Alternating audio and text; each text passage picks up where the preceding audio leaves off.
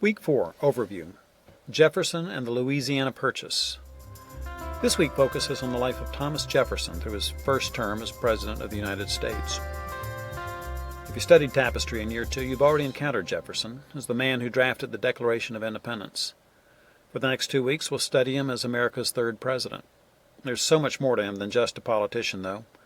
He was an accomplished architect, he played the violin, served as president of the American Philosophical Society, invented a decoding device, a lap desk, an improved type of moldboard plow, helped develop the American monetary system, wrote extensively, prepared written vocabularies of Indian languages, and cultivated one of America's finest gardens.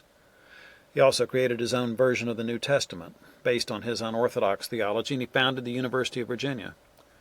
Jefferson was the ultimate Enlightenment man. Jefferson grew up in the so-called Virginia aristocracy, or the wealthy landowners, in a family of 7. His father died when he was 14, and he inherited more than 2,500 acres of land and at least 20 slaves. He became a lawyer and then a representative in the Virginia House of Burgesses in 1769, where he was one of the leaders of the resistance movements against the British Townshend Acts. In 1775, Virginia chose Jefferson to be a delegate to the Second Continental Congress, where he wrote the first draft of the Declaration of the Causes and Necessity of Taking Up Arms.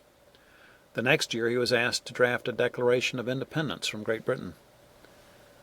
After war broke out with England, Jefferson returned to Virginia, where he attacked a number of aristocratic institutions, such as primogeniture, which required all land to pass to the eldest son, and entail, which prevented property owners from choosing who to give their land to. He also worked to end the Anglican Church's position as the state church. Jefferson did not believe that government should control or require anyone to support any particular religion. Jefferson was elected governor of Virginia in 1779. He was elected to Congress in 1783, and he helped end the Revolutionary War through his work on the Treaty of Paris. He served in France as America's foreign minister and developed a deep affinity for revolutionary French ideas. When Jefferson returned from France in 1789, George Washington asked him to join his cabinet as Secretary of State. That wasn't a comfortable spot. He immediately began contending with Secretary of the Treasury Alexander Hamilton. Hamilton believed in the need for a natural aristocracy to govern the masses, while Jefferson believed in the common people and their ability to rule themselves. Hamilton believed in a strong national government, while Jefferson thought most power should remain with the states. Their differences led to the development of the first political parties, with Hamilton's principles defining the Federalists, while Jefferson led the Democratic Republicans. These were often called Republicans at the time, although they formed the foundation for what is today the Democratic Party. When Washington stepped down, Jefferson was nominated for president, but he came in second place to Adams in the election. The way the Constitution was written at that time, coming in second made him the second most powerful official, in theory. Jefferson became vice president. This didn't turn out to be such a good idea. Jefferson was a fierce opponent of Adams, and he refused to participate in Adams's new administration, which only lasted for 1 term. So Jefferson ran against Adams in the next election and was elected president in 1800. He had a vision of a small federal government with limited powers and no standing army, but his actions while in office ended up expanding the federal government's powers. There was the problem with North Africa, for example. Pirates along the Barbary coast had long tormented shipping in the Mediterranean Sea. They demanded tribute and attacked ships from countries that wouldn't pay. In 1801, they raised the tribute amount, and instead of paying it, Jefferson sent the fledgling U.S. Navy to fight them. The little Navy was successful, and the Marines have been singing about the shores of Tripoli ever since. Jefferson also bought the Louisiana Territory from France. At that time, Spain owned the Mississippi River, which formed the western boundary of the U.S., but France was in position to take it over. Jefferson realized that America's ability to trade or even travel on the river could be impeded, so he sent ministers to France to negotiate with Napoleon for rights to travel on the river. Napoleon had been obsessed with the idea of an American empire, but after a devastating defeat in Haiti, he began to have second thoughts.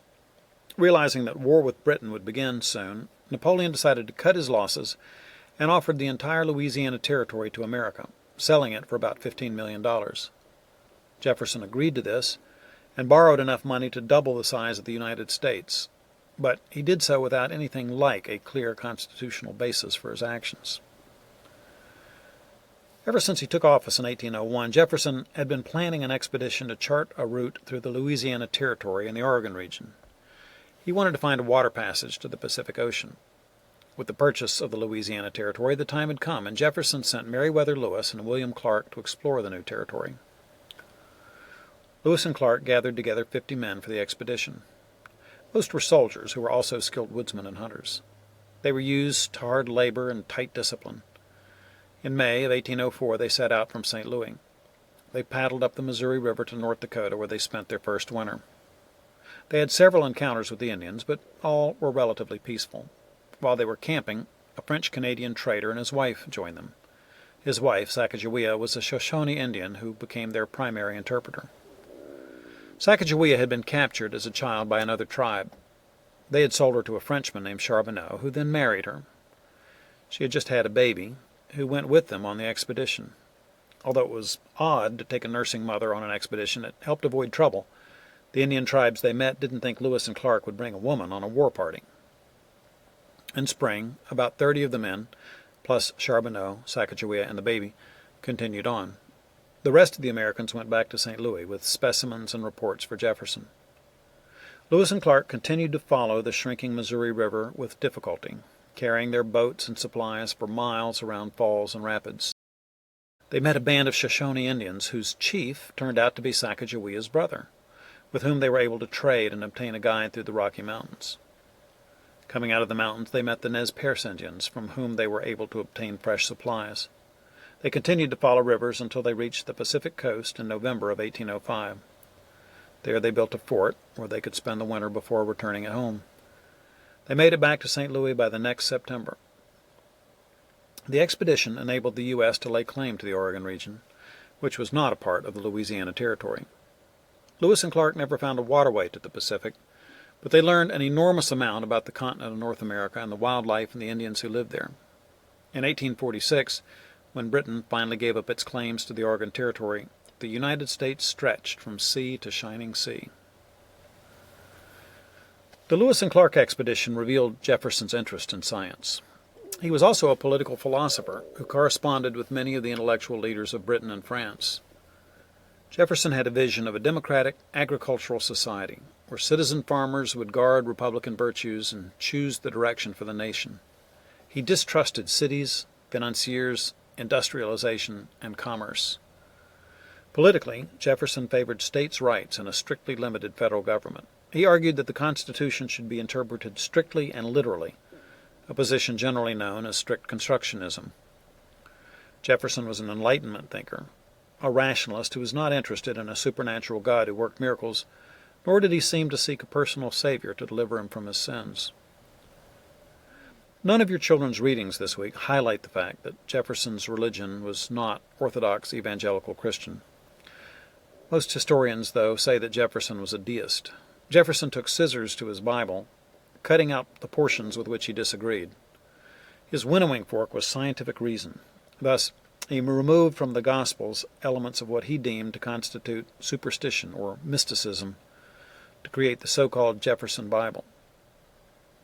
Jefferson's religious reputation was so well known that New Englanders hid their Bibles when he was first elected.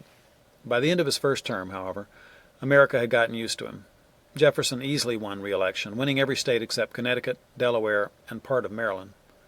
We'll deal with his second term in more detail next week. Jefferson was an amazing man. John F. Kennedy was once welcoming a group of 49 Nobel Prize winners to the White House, and during his speech he declared to them that they composed the most extraordinary collection of talent, of human knowledge that has ever been gathered at the White House, with the possible exception of when Thomas Jefferson dined alone.